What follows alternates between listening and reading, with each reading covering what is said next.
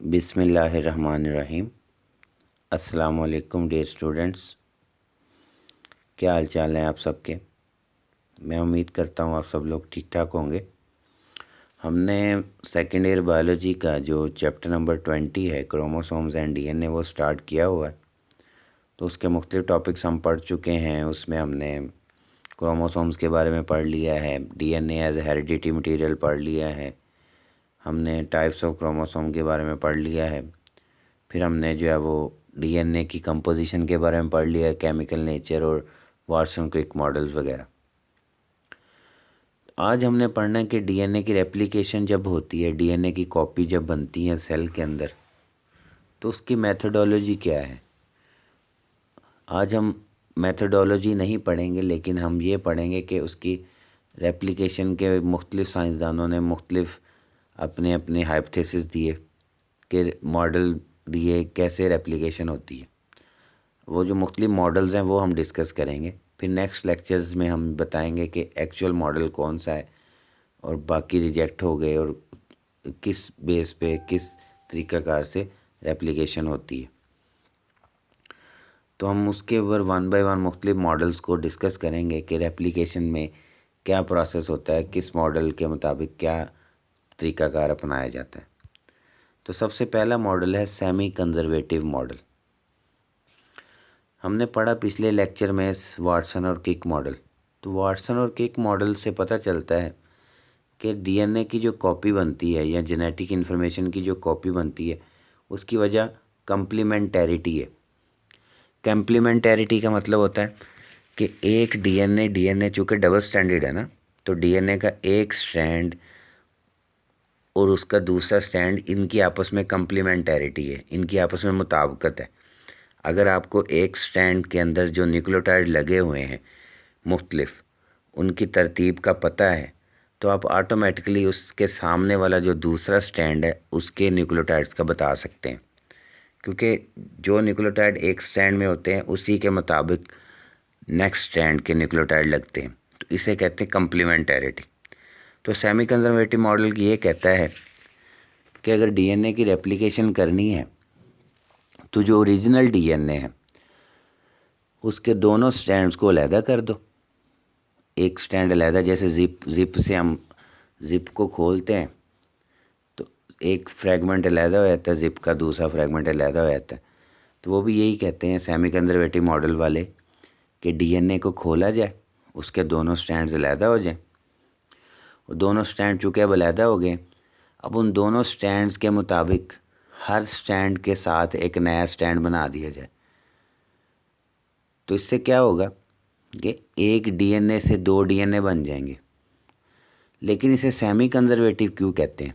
क्योंकि जो दो नए डीएनए बने हैं उनमें एक पूरा डीएनए का स्ट्रैंड पुराने वाला है, ओल्ड है, और एक पूरा डीएनए का स्ट्रैंड न्यू वाला है। यानी आधा डीएनए वही है जो पहले था, आधा डीएनए कंजर्व हो गया और आधा नया बना। इसे कहते हैं सेमी कंजर्वेटिव, यानी हाफ कंजर्व हुआ, हाफ न्यू बना।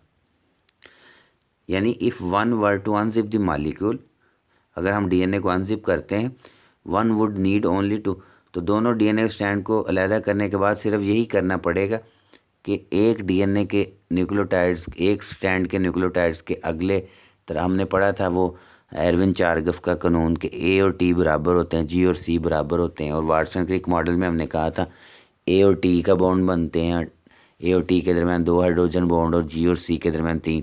तो अगर डीएनए के एक स्ट्रैंड में पता है ए लगा हुआ है तो हमें पता है सामने उसके टी लगा होगा। अगर एक स्ट्रैंड में जी लगा हुआ है सामने उसके सी लगा होगा। तो अगर एक स्ट्रैंड की तरतीब का पता चल जाए तो हम दूसरे स्ट्रैंड की तरतीब का पता चला सकते हैं। तो यही रेप्लिकेशन के दौरान अमल होता है कि जब दो डीएनए के स्ट्रैंड होते हैं दोनों को अलहदा कर लिया जाता है और दोनों के अपोजिट एक नया स्ट्रैंड बना लिया जाता है। तो एक डीएनए से दो डीएनए बन जाते हैं। इसे कहते हैं सेमी कंजर्वेटिव मॉडल। ये अब आपके सामने मैं इसकी एक हल्का सा स्केच बनाता हूँ। ये है ओरिजिनल डीएनए डबल स्ट्रैंडेड। इसको हमने ग्रीन कलर दे दिया, कलर का डिफरेंस होता नहीं है, हम बस आपको समझाने के लिए कि ये समझ लें ये ओरिजिनल डीएनए है। अब सेमी कंजर्वेटिव मॉडल क्या कहते हैं? दोनों ग्रीन कलर के फ्रैगमेंट अलहदा हो गए, ये एक ये हो गया एक ये, और दोनों के अपोजिट नए नए बन गए, इसके अपोजिट भी एक बन गया रेड नया, इसके अपोजिट भी नया। अब एक डीएनए से 2 डीएनए बन गए और दोनों हूबहू सेम है। कलर का डिफरेंस इसलिए किया ताकि आपको पता चले कि ये ग्रीन वाला पहले वाला था और रेड वाला न्यू है। इसमें देखिए सेमी कंजर्वेटिव क्यों कहते हैं कि हाफ तो वही है ना, ग्रीन पुराने वाला, हाफ डीएनए नया बना है। हाफ एक स्टैंड पुराना है, एक स्टैंड पूरा का पूरा पुराना है, एक स्टैंड पूरा का पूरा नया है। तो इसे कहते हैं सेमी कंजर्वेटिव, यानी हाफ कंजर्व हुआ, हाफ बच गया, सेव हो गया, हाफ न्यू बना, इसे कहते हैं सेमी कंजर्वेटिव। इसके अलावा 2 और मॉडल्स हैं। सेकंड पे हम पढ़ते हैं कंजर्वेटिव मॉडल। कंजर्वेटिव मॉडल क्या कहता है? कंजर्वेटिव मॉडल वाले साइंटिस्ट कहते हैं कि डीएनए की जब कॉपी बनती है तो ओरिजिनल डीएनए जो है उसको कुछ नहीं होता, वो same to same as such वैसा रहता है, ना उसके टुकड़े बनते हैं, ना उसके दोनों स्टैंड अलहदा होते हैं।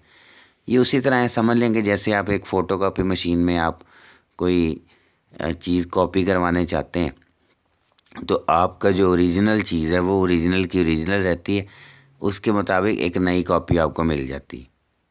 तो कंजर्वेटिव मॉडल भी ये कहता है कि शायद डीएनए इस तरह से कॉपी होता, पर लेकिन ये है तो ये हाइपोथेसिस, ये तो तजर्बात से साबित होगा ना कि कंजर्वेटिव ठीक है कि सेमी कंजर्वेटिव ठीक है या कोई और मॉडल ठीक है। पर हम ये पढ़ रहे हैं कि मुख्तलिफ मॉडल्स में बताया क्या गया है।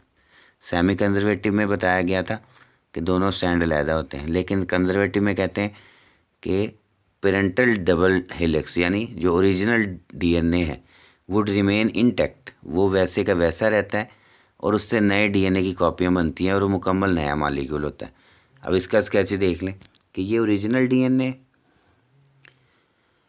तो ओरिजिनल डीएनए वैसे का वैसा रहा और उसके मुताबिक एक पूरा का पूरा नया बना लिया गया। वो कैसे बना, क्या तरीक़ाकार था, वो कंजर्वेटिव मॉडल कहता है कि जी ये ओरिजिनल वैसे का वैसा रहता है, एंजाइम्स क्या करते हैं इसके मुताबिक एक पूरा डीएनए नया बना देते हैं।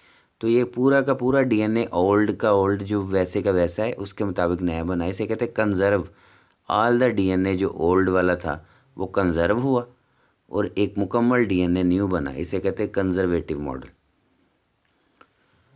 और जो थर्ड मॉडल है जो डीएनए रेप्लिकेशन के बारे में दिया गया वो है डिस्पर्सिव मॉडल। डिस्पर्सिव मॉडल क्या कहता है कि जो पेरेंटल डीएनए यानी जो ओरिजिनल डीएनए जिसकी कॉपी बननी वो डिस्पर्स हो जाता है, वो टुकड़ों में बट जाता है, उसके टुकड़े टुकड़े हो जाते हैं और जो उन टुकड़ों से जो नए डीएनए बनते हैं दो, उसमें जो दोनों स्ट्रैंड्स होते हैं कुछ पार्ट्स पुराने होते हैं, कुछ पार्ट्स नए होते हैं। यानी इसमें ये समझ लें कि जैसे एक मकान है, वो पुराना था, आपने उस पूरे मकान को टुकड़ों में बांट दिया, तोड़ डाला, फिर उसके मलबे को इस्तेमाल करते हुए कहीं कहीं आपने पुरानी ईंटें भी लगा दी हैं, कहीं कहीं आपने नई ईंटें भी लगा दी। नया घर तो बन गया लेकिन उसमें कहीं कहीं पुरानी ईंटें भी यूज़ हुई हैं, कहीं कहीं नहीं। तो ये है डिस्पर्सिव मॉडल के डीएनए जो तोड़ दिया था टुकड़ों में और उस डीएनए से 2 डीएनए बना लिए गए हैं, लेकिन उसमें कहीं कहीं पुराने टुकड़े इस्तेमाल हुए हैं, कहीं कहीं नए टुकड़े भी इस्तेमाल हुए हैं, इसके हम कहते हैं डिस्पर्सिव मॉडल। तो ये ऐसे, ये देखिए ये ओरिजिनल डीएनए तो ये टुकड़ों में बट गया और उस टुकड़ों में देखें जो 2 डीएनए बने हैं, कहीं कहीं ओल्ड, ये ग्रीन कलर में ओल्ड फ्रेगमेंट्स हैं और ये रेड कलर में न्यू है। इधर भी देखें ओल्ड भी है न्यू भी है। जो 2 नए डीएनए बनेंगे उनमें दोनों पर दोनों धागों में ऐसे, ये नहीं एक पूरा एक धागे में टुकड़े एक में नहीं, दोनों धागों में ग्रीन भी रेड भी, दोनों धागों में इधर भी ग्रीन भी रेड भी, ग्रीन भी रेड भी। ये है डिस्पर्सिव मॉडल। तो ये मुख्तलिफ मॉडल्स थे। सेमी कंजर्वेटिव कहता है कि डीएनए के दोनों धागे अलहदा हो जाते हैं, एक इस तरफ चला गया एक इस तरफ, और उस धागे के अपोजिट एक नया धागा बन गया, तो आधा डीएनए सेम टू सेम वैसा है, आधा नया बना, इसे कहते हैं सेमी कंजर्वेटिव। कंजर्वेटिव कहता है कि डीएनए जो ओरिजिनल वैसे का वैसा रहता है, उसके मुताबिक एक नया बन जाता है। तो 2 डीएनए होते हैं, उनमें एक बिल्कुल ही पूरा का पूरा कंजर्व है, पूरा का पूरा पुराना है, और एक पूरा का पूरा न्यू है। और डिस्पर्सिव मॉडल क्या कहता है कि डीएनए के टुकड़े बन जाते हैं और जो टुकड़े बनते हैं वो बेसिकली उन्हीं टुकड़ों को इस्तेमाल करके 2 नए डीएनए भी बनते हैं। उन 2 नए डीएनए में भी कुछ ओल्ड पार्ट्स होते हैं, कुछ न्यू पार्ट्स होते हैं, इसे कहते हैं डिस्पर्सिव मॉडल कि डीएनए डिस्पर्स हो गया। अब इन तीनों मॉडल में से कौन सा करेक्ट है, कौन सा वेरीफाइड है, कौन सा प्रोसेस एक्चुअल होता है, इनमें से ज़ाहिर है एक ही प्रोसेस होता होगा। हर सेल में डीएनए की कॉपियाँ बनती हैं, क्रोमोसोम की कॉपियाँ बनती हैं, डीएनए की रेप्लिकेशन होती है, हर सेल में होती है। तो वो किस प्रोसेस से होती है वो हम नेक्स्ट लेक्चर में पढ़ेंगे। दो साइंटिस्ट थे, मेजेल्सन एंड स्टॉल, उन्होंने तजर्बात से साबित किया था कि रेप्लिकेशन किस मॉडल के तहत होती है, कि सेमी कंजर्वेटिव होता है या कंजर्वेटिव होता है या डिस्पर्सिव होता है। तो उसको डिटेल में हम पढ़ेंगे कि रेप्लिकेशन किस तरह से होती है। हमने ये पढ़ लिया कि मॉडल कौन कौन से। नेक्स्ट लेक्चर में हम देखेंगे इन तीनों मॉडल में से बेस्ट कौन सा है। बेस्ट मीन बेस्ट के गलत, बेस्ट कहना गलत होगा, मतलब एग्जैक्ट कौन सा है, असल ओरिजिनली होता कौन सा है। बाकी दो सिर्फ बातों की हद तक ठीक है, लेकिन अमली तौर पे कौन सा होता है वो हम नेक्स्ट लेक्चर में इंशाल्लाह डिस्कस करेंगे। इसको गौर से पढ़ें समझें, इंशाल्लाह फिर नेक्स्ट लेक्चर में मुलाकात होगी। कोई भी कन्फ्यूजन हो, कोई भी क्वेश्चन हो, आप मुझे इनबॉक्स में मैसेज करें। अल्लाह आप सबका हामी नासिर हो। अल्लाह हाफिज़।